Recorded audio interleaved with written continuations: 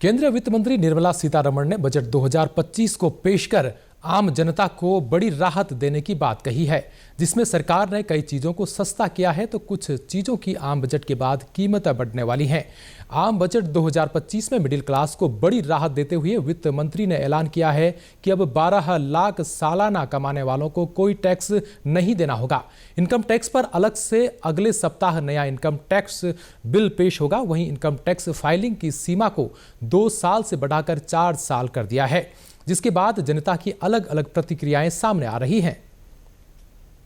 तो आज ये बजट पास हुआ है, इसमें बहुत सारे जैसे युवाओं के लिए हो गया और मध्यम वर्ग के लिए तो है ही है। जैसे हम देख रहे हैं कि 12 लाख तक का इनकम टैक्स में बिल्कुल छूट दे दी गई है और ये बहुत बड़ी राहत है, क्योंकि हम ये अपेक्षा कर रहे थे कि ये 8 लाख या 10 लाख होगा, लेकिन उससे कहीं ज़्यादा 12 लाख हो गया।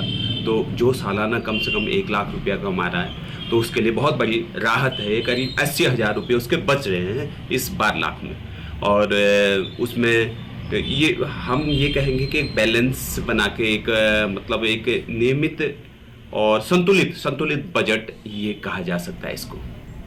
बजट में जो इन्होंने जीएसटी की दरों में जो छूट की है, उससे एक बात विदित हुई है कि जो मूल्य हैं आने वाले समय में उसमें गिरावट ज़रूर आएगी।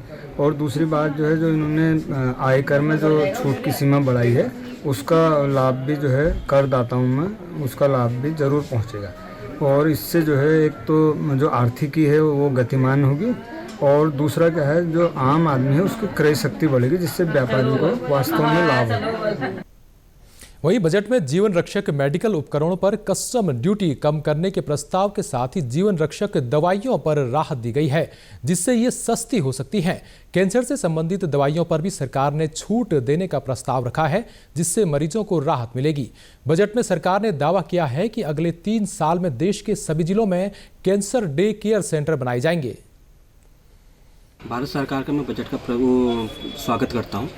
अभी फ़िलहाल जो दवाइयों ने छूट दे दी है तो काफ़ी सराहनीय है, गरीब लोगों के लिए वो फ़ायदेमंद रहेगी। और रही बात सर्जिकल उसमें, तो उसमें भी काफ़ी अच्छा छूट दे रखा है। तो कुछ कैंसर हो गए, कुछ आपकी जो भी डिफ़िकल्ट जो बीमारियाँ हैं उसमें भी छूट मिली है, तो मुझे लगता है कि गरीब लोगों को उसका बहुत फ़ायदा मिलेगा।